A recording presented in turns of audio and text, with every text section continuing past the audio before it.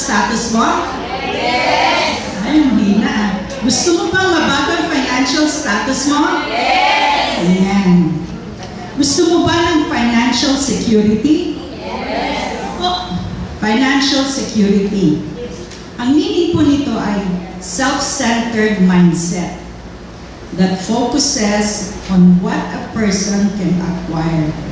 Gusto niya lang, akin, para sa akin. Okay?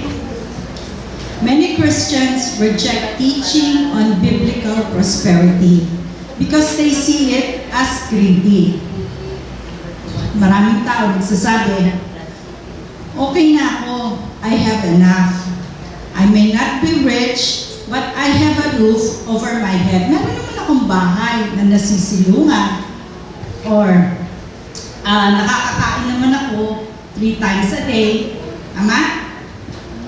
Hindi ko na kailangan ang sobra. Alam niyo po, nakakalungkot. Nakakalungkot.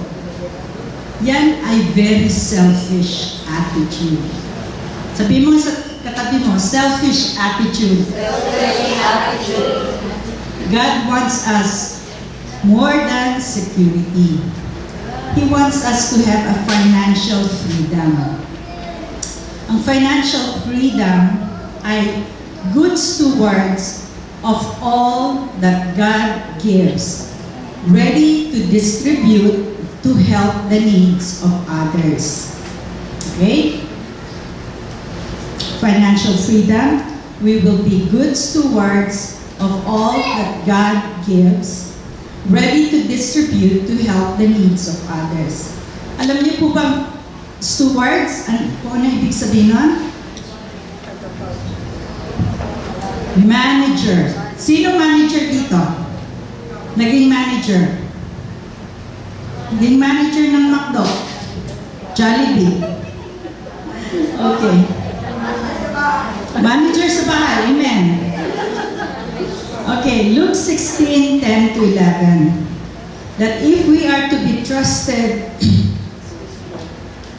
with true riches of the kingdom, we must be faithful in that which is least. Kung mapapagkatiwalaan tayo sa maliit, mapapagkatiwalaan tayo sa kung mandaraya sa maliit, mandaraya din tayo sa kayamanan ng mundo. No? Mapapagkatiwalaan tayo sa kayamanan ng mundo, mapapagkatiwalaan din tayo sa tunay na kayamanan. Steps to financial freedom. Number 1, recognize that God is our source. Okay. God owns everything. Amen po ba? Hello? God owns everything. If He owns it, do we own anything? If He owns it, do we own anything?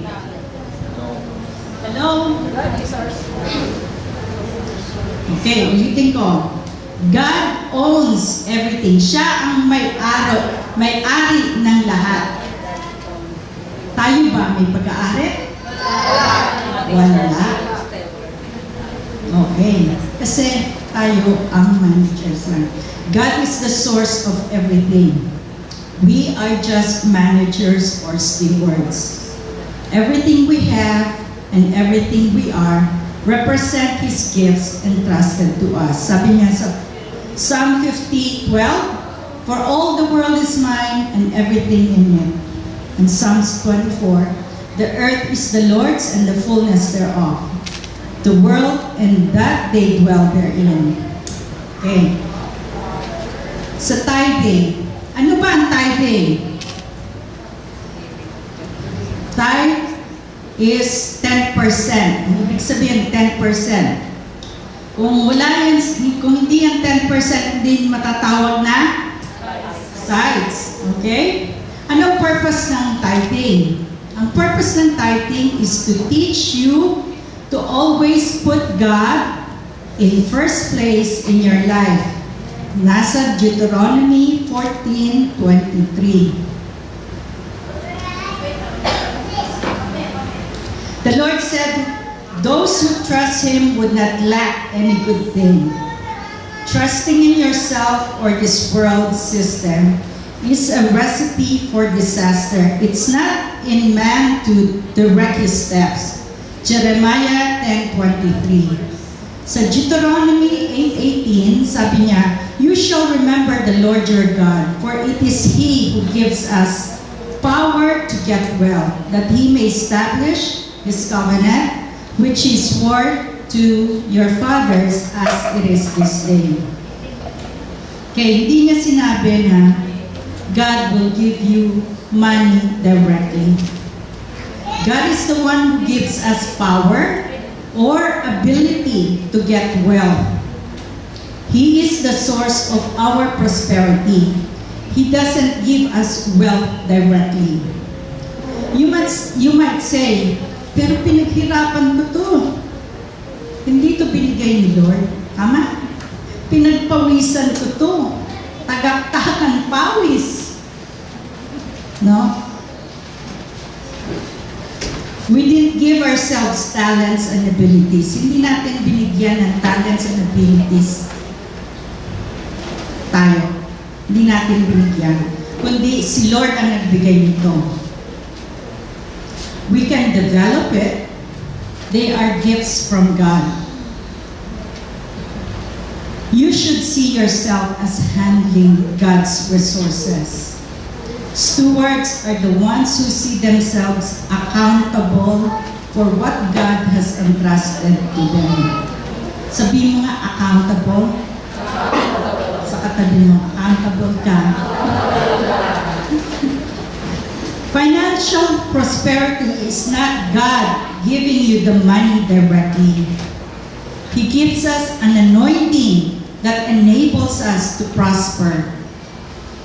The real asset is not the money, not the house, not the car, not the physical tangible things. The real asset is the anointing from God to produce wealth and the favor of God. Money is not the prosperity. Money is just the byproduct of prosperity. Being prosperous is relying on God as your source. Okay? Being prosperous daw ay relying on God as our source. Sino na nagtatrabaho dito? Pakitaas ang kamay. Hindi ko makita, masyadong mababa. Okay. Alright. Di ba pag nag-sweldo kayo, nakuha niyo yung paycheck niyo? I don't know, si sister, direct deposit yata. Pero pag once na nakita mo na, pumasok na sa bangko, give glory to God that He is the source. Recognize Him as your source. Even yung allowance nyo, sino estudyante? Wala? Saan nagkagaling pera naman? Yung allowance ninyo na binibigay ni Mister, meron? Allowance galing sa parents? Wala? Hello? Ha? Ha? Baon. No?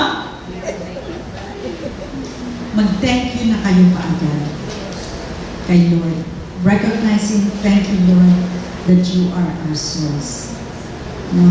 Siya ang lagi natin i-recognize na galing sa Kanya. Amen? There are people who prosper without trusting God, but usually destroys their lives. 1 Timothy 6:9.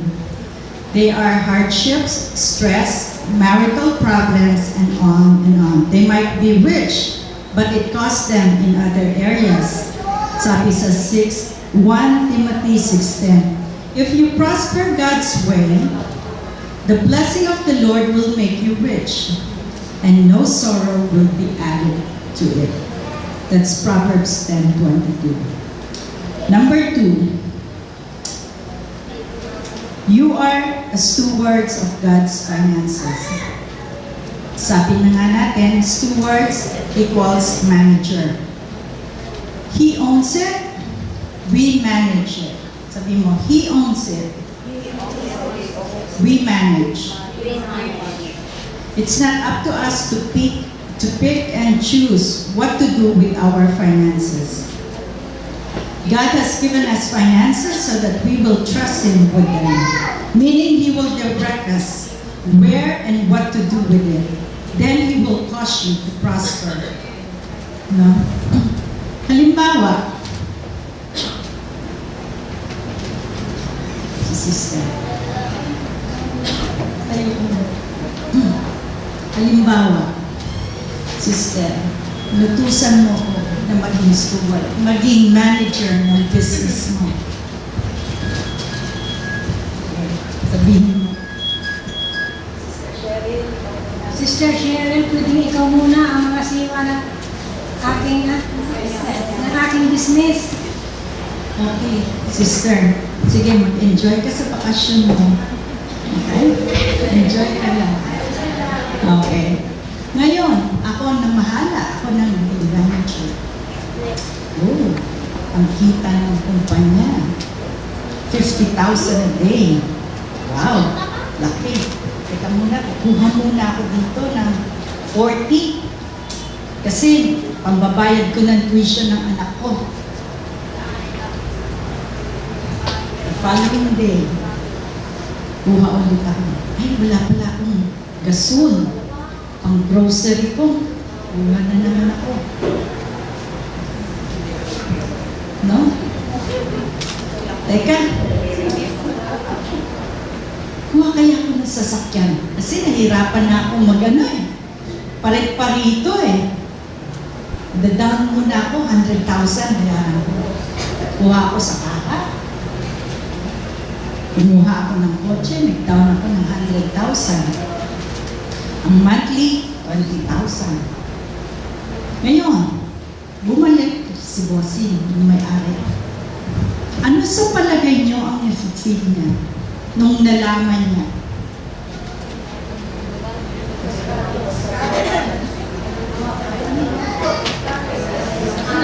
Nalaman mo, ang kupit pala ako. Nalaman ko na pinag-asa.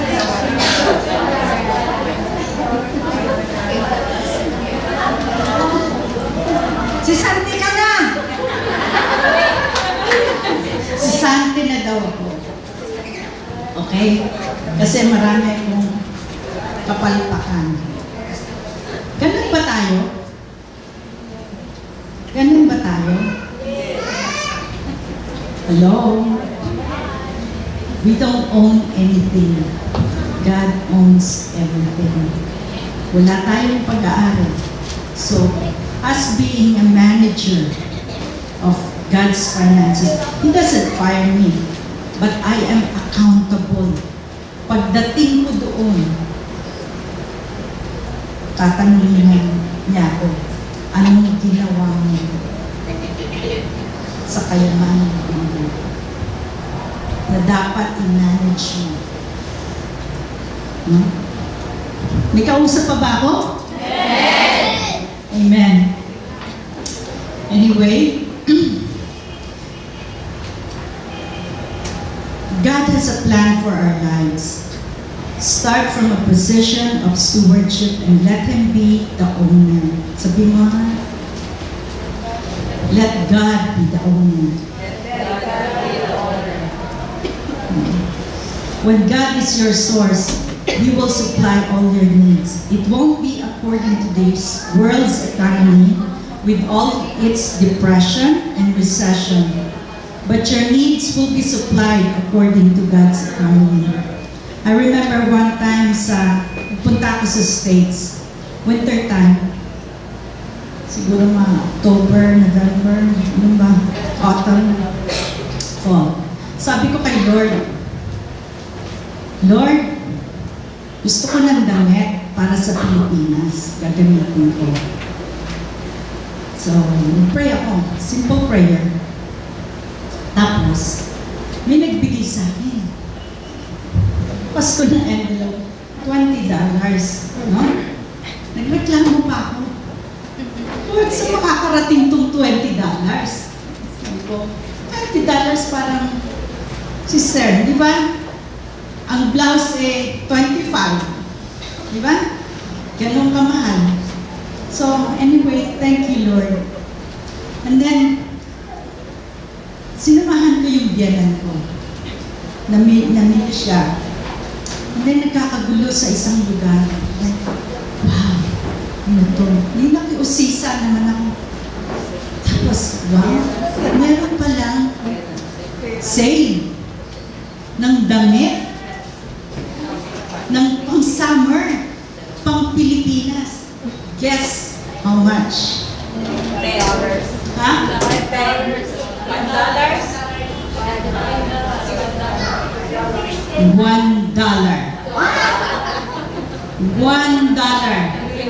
So, ilan yung nabili ko?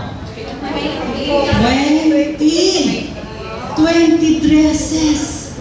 Ay, ang bait talaga ni Lord. 20 dresses at ngayon nasusuot ko pa. Amen? God is good. If we trust God in the area of finances, no, He will supply our needs. God is able to make all grace abound toward you, that you always, having all sufficiency in all things, may abound to every good work. The reason God makes grace abound toward you is so you will abound to give to every good work. Kaya tayo pinibigyan ni Lord ng sobra-sobra is to give. Amen? To give to every good work. The real motive behind finances shouldn't be to get, it should be to give. If you have all you need, trust God for more so that you can help others. Okay? Trust God for more so that you can help others. We need to prosper. Not so we can have more, but so we can be a bigger blessing to others. Amen po ba? Dapat yun ang maging ano natin, hindi para sa atin, para rin sa iba. Okay? Para pong hose yan. Alam niyo yung hose, water hose? No? Alam niyo po yung daanan ng tubig? Kung kayo yung hose at dadaan yung tubig na pagpapala, nababasahin kayo. Di po ba? Amen. Papagpalaan kayo ng Lord. The Lord told Abraham that He would bless him and make him a blessing, according to Jeremiah 12:2. You cannot give away what you don't have. Abraham couldn't be a blessing to others until he had been blessed. Kailangan bless muna ni Lord si Abraham so that he can be a blessing. Ready na ba kayo bless ni Lord? Amen.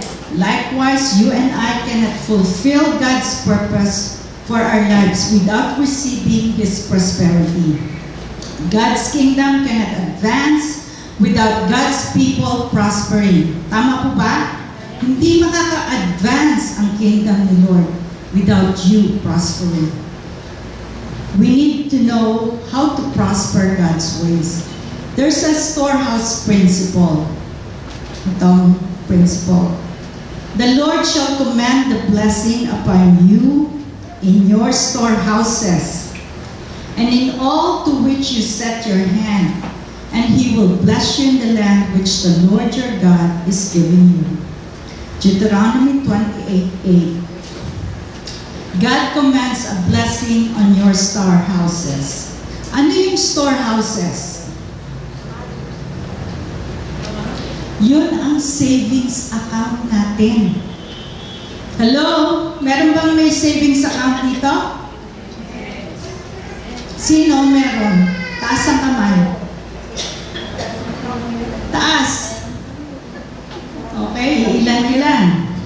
So kung wala kayong storehouse, kahit anong blessing ni Lord, 1,000 1,000 blessings times 0 is? 0. Diba? 0. Okay? We do not save. We do not save money, and therefore we are missing the blessing that God commands on our savings. The priority taught in the Word for our finances is you pay God, you pay yourself, and then you pay everyone else. Most Christians have learned to give. They pay God, right? Then they certainly pay everyone else, but very few pay themselves. Oh, sabihin mo sa katabi mo, bayaran mo na yung sarili mo. God wants to bless your storehouse. Begin the discipline of saving money regularly and give God something to bless. You are giving God something to bless. Okay? Na naiiwan tayo. Pero mo, dapat tayong mga Kristiyano ang namumuno dyan sa mga sa financial world dito sa Pilipinas. Ang Pilipinas ngayon ay napakaganda. Second siya sa China. Number 2 ang Philippines. Yes. Na-increase na. Number 2 na siya. Hindi na siya, anong tawag doon? Asia's Rising tiger. ano na? Asia's New Rising Tiger. Pero dati, Sick Tiger? Yes. Ngayon, number 2 na tayo. We are rising up. No? So, what we're gonna do, marunong ba tayong mag-budget? Ano ang budgeting? Gumpisa lang tayo sa very, basic. Budgeting is telling your money where to go. Hindi yung money ang nagdi-dictate sa'yo na pupunta siya doon kay Jollibee. Pupunta siya doon kay Changi. Pupunta siya doon sa SM. No? Dapat ikaw ang magsabi sa money mo. Dito ka pupunta. Amen? Ang budgeting ay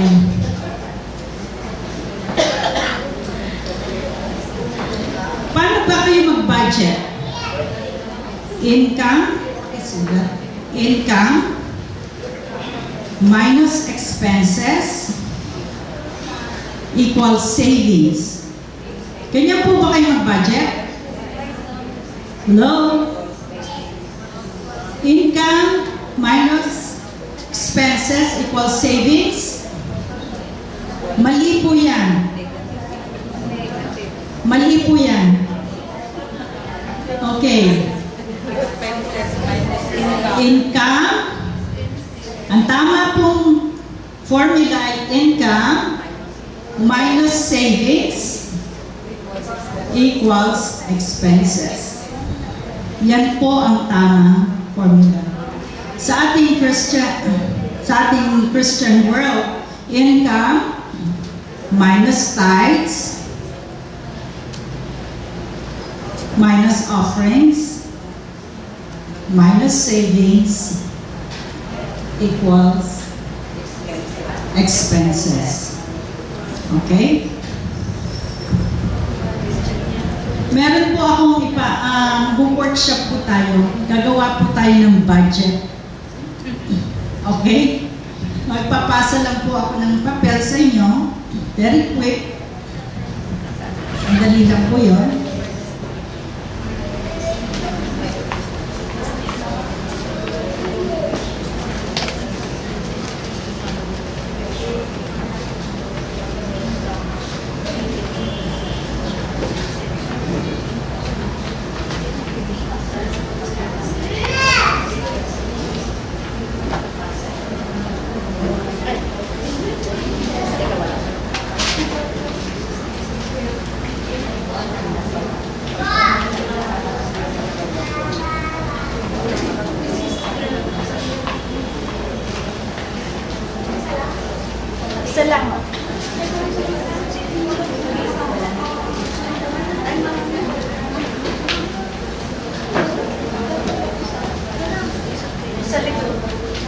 Sa likod pa po.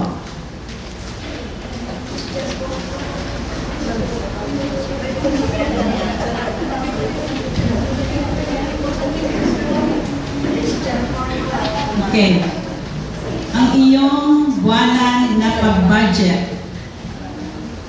Ang iyong buwanan pag-budget. Sweldo kada buwan na pag-budget. Line number 1. Ilagay mo. Magkano yung sweldo mo?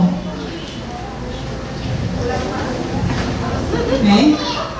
Or allowance, kung estudyante ka. Okay, contribution ng miyembro ng pamilya, yung asawa mo. Meron kang asawa. Okay? Mga buwanan na gastusin. Ilagay niyo yung tithes and offerings niyo. Meron na lahat. Pagkain, arawan. Magkano pagkain nyo? Arawan, 100 a day times 30 days equals 3,000. Baon, pamasahe, kuryente, tubig, tuition, bayad sa utang,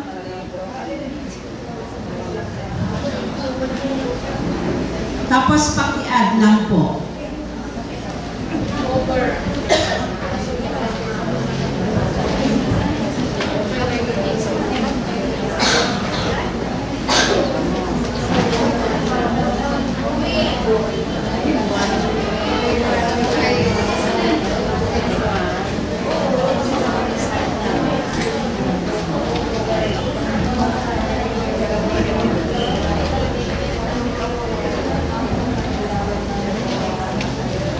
Meron pong tapos na?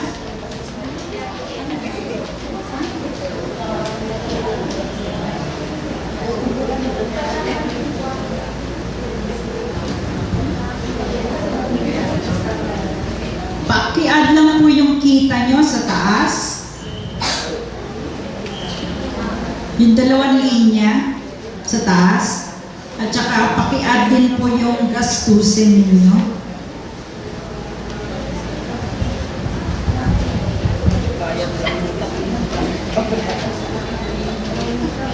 Total sa nagastusin ng pamilya kada buwan. Tapos ilagay yung natitirang pera pagkatapos ng lahat ng gastusin.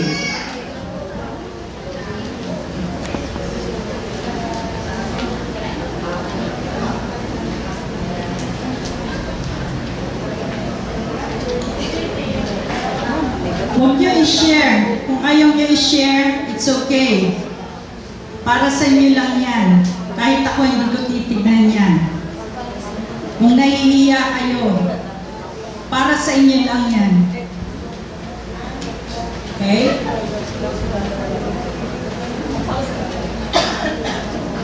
Na-add nyo na. Yung income, tapos minus expenses. Positive ba o negative? Negative? Sino negative? Negative. Si Sister Dawn. Meron pa negative? Dalawa. Dalawa daw yung negative. Sino pa?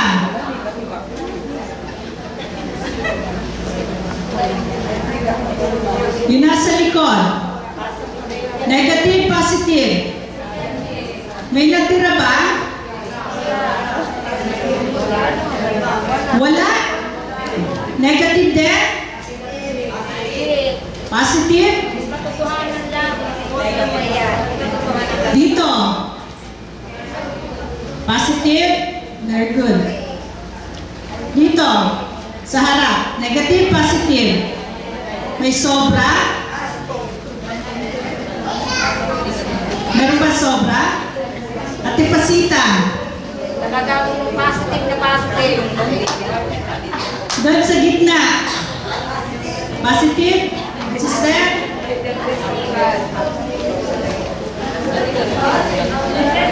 Kailangan magulang ka ng para magpasok yung magulang ka ng Okay. o kaya yung kuryente pa. Sagutin natin yung mga katanungan sa baba.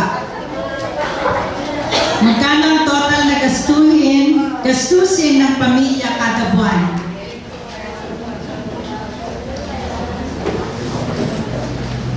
Sister Sarah, positive, negative? Positive, sigurado? Okay lang kung negative. Dahil mo ano eh, positive. Good. Ha? Matipid? Praise God. Magkano? Okay, kung walang natitira ng ipon, ano ang pinakamataas na gastusin kada buwan? Pagkain. Dito sa side na to, pagkain. Magkano ang maaaring matira na ipon kada buwan? Magkano natitira sa inyo na positive? 20 pesos? Magkano yung positive mo? 1,000? Wow! Kada buwan. Sister. Okay lang. Sige na. Share. It's okay. Oh, sister. Ano, magkano? Ha? Magkano positive? 500? Okay. Dito sa side na to. Magkano? Hindi ko po madinig. Magkano positive? 100? Ha? Ate Belen? Negative? Negative? Dito sa harap. Negative. Okay. Kung negative, ang tanong, magkano ang pwede mo i-commit na maipon kada araw? Kada araw. Sinong estudyante dito? Pakitaas ang kamay. Pakitaas. Magkano baon mo? Sa isang araw? 50 pesos. Hello? Sino pa mas mababa sa 50? Meron? 250 per day. Dito, 50 pesos per day. Nakaipon ka na ba? Meron ka pang ipon? Meron. Very good. Okay, pakilabas ang calculator. Hindi. Hindi, calculator lang. Magkano ipon mo per day? Okay. Sa 5 pesos na ipon natin, example, makinig lang po, sa 5 pesos per day, in 1 month, magkano siya? 150. Okay? Sa isang taon, magkano siya? Ha? 1.8. Okay, 1.8. In 5 years, magkano siya?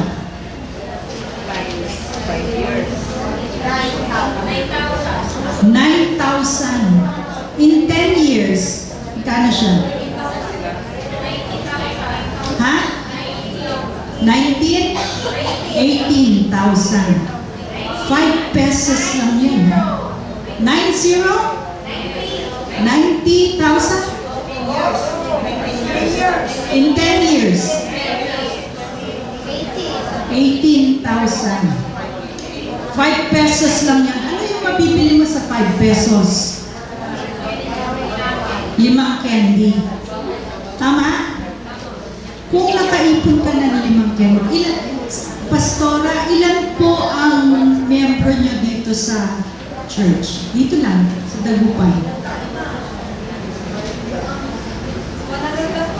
100 plus. Okay? Umpisahan natin sa 5 pesos. Ang bawat isa mag-ipon para sa church. 5 pesos times 100. Ayan. Wala yung ano ko. Tumakas. Sino talaga? 5 pesos. Para lang ayun. Ayan na siya. 5 pesos times 100. 500. Okay? 5 pesos lang ha. Umpisahan lang natin. 5 times 100 is 500. Sa isang ano yun? Sa araw? Sa araw lang yan, di ba? Okay, times 30 days. Times 30 days. Ilan? 15,000. Alam niyo po, yung 15,000, pwede natin i-invest yan. Meron tayong, sa financial world, meron may lagay ang pera natin sa, it's either UITF na tinatawag, Unit Investment Trust Fund, which is around 10,000 ang minimum. No? Meron po akong alam. Ako po mismo nakapag-invest. Hindi po ako nagbebenta. Wala po akong binibenta. Sineshare ko lang po ito. About 2 years ago, nag-invest po ako. Very small amount, 10,000. 2 years ago. For 2 years, kumita ang aking pera ng 26% in 2 years. 26%. No? Amen? Meron bang So kung itong perang ito, 15, kada buwan, mailagay nyo sa trust funds, na i-multiply ni Lord. Our God will command the blessing in your storehouse. Amen po ba? Yung 15,000, kung ito ay kada buwan, lalaki ng lalaki po yan. Kung 15,000 times 12, magkano? 15,000 times 12, 180,000 in 1 year. Tama po ba? Wala pa akong interest yan. Okay? In 5 years, 180,000 times 5 years. What? 900,000. Wow. 900,000. In 10 years,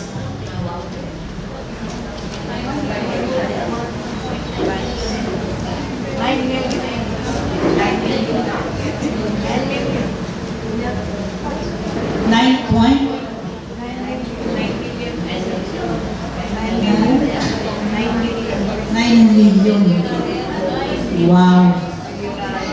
Wala pa ano yan, interest. Ha?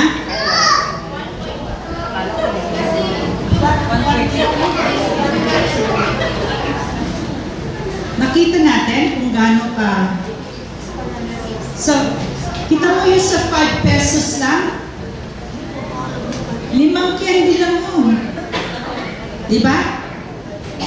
Bawat isa sa atin, sacrifice natin yung 5 pesos per day. Nakita nyo? Paano pa kung 10 pesos yan? Sino mahilig mag-coke?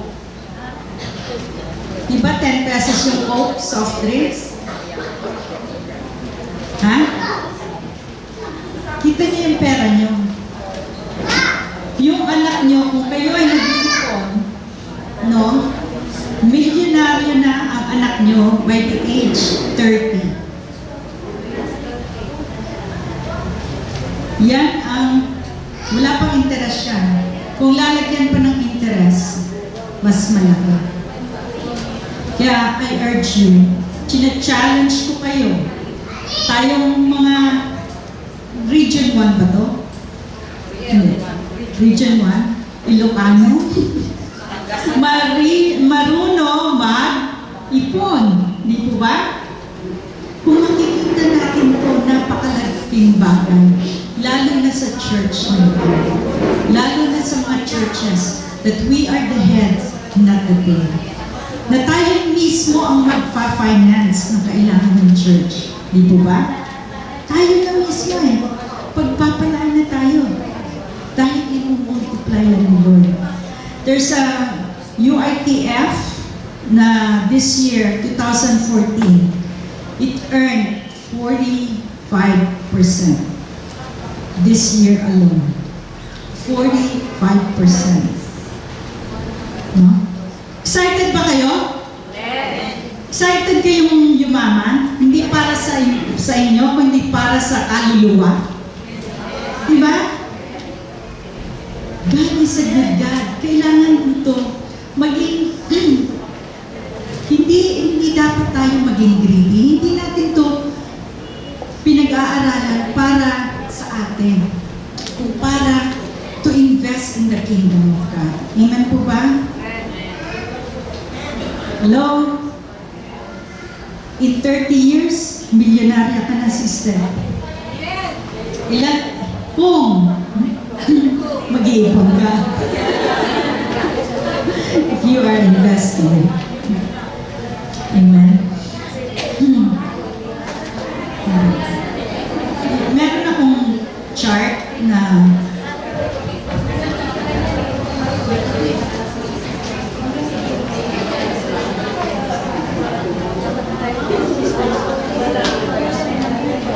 Pati yung envelopes.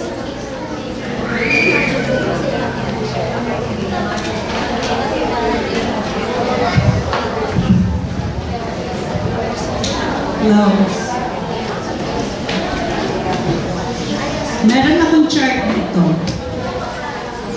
Halimbawa sa bata, nag-iipon kayo ng 20 pesos a day. Okay? 20 pesos a day simula ng age 1. Simula ng pinanganak, 20 pesos a day lang. Okay? By the age of, kung ito, 20 pesos this year, the following year, 21, the following year, 22, okay? Ganun lang ang ipon niya. 20 pesos a day, ha? A day.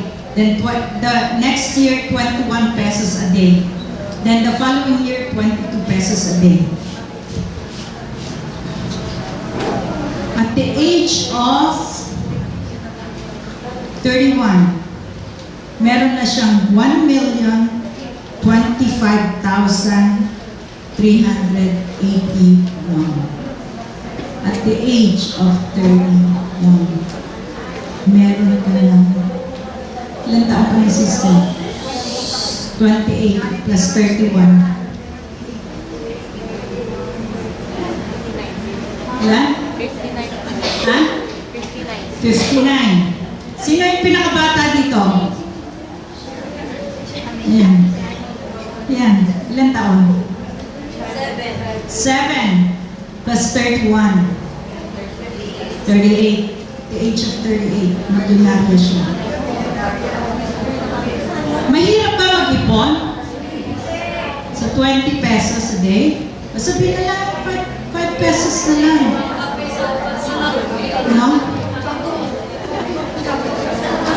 Josh, pakipasa ito. Amen? Excited po ba kayo? Yes! Excited kayo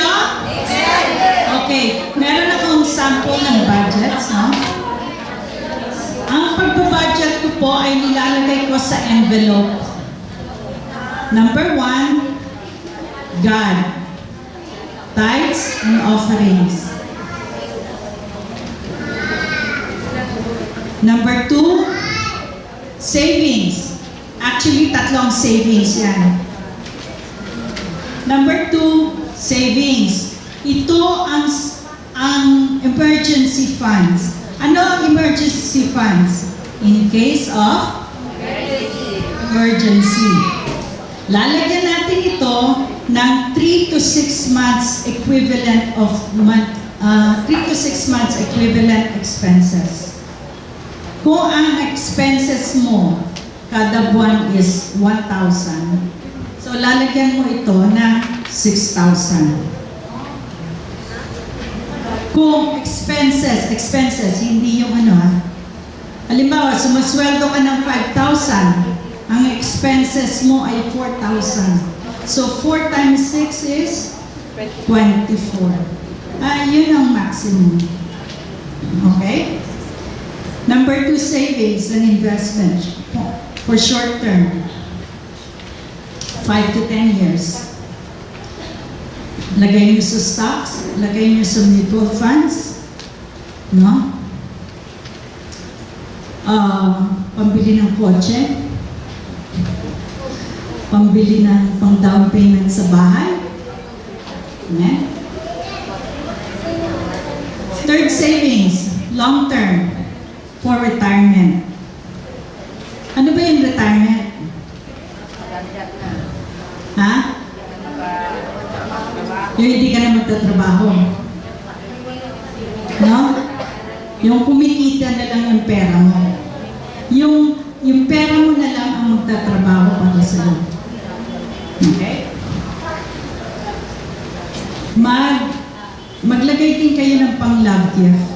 Ano yung love gift? Ito yung mga taong tutulungan mo. Dito kayo kukuha. Dahil meron at meron kayo lalapit sa inyo. Okay? Baon, pamasahe, tama? Tubig, kuryente, at food. Nakaano kayo dito? Nakakuha kayo nito? Yung forecast. I-forecast nyo ang halaga ng maaari nyong ipon bawat araw. Yung katulad ng ginawa natin. No? Bawat araw, bawat buwan, pagkaraan ng 1 taon, pagkaraan ng 5 taon, at 10 taon.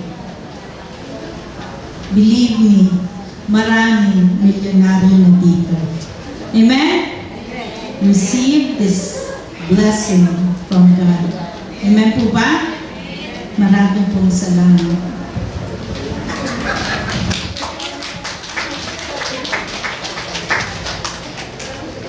Sabi niya, meron akong pahabol. Kung meron sabi, I believe si Microsoft, si Gates, Bill Gates, sabi niya, kung pinanganak kang mahirap, hindi mo kasalanan. Pero kung namatay kang mahirap, kasalanan mo na. Okay? To God be the glory. Amen?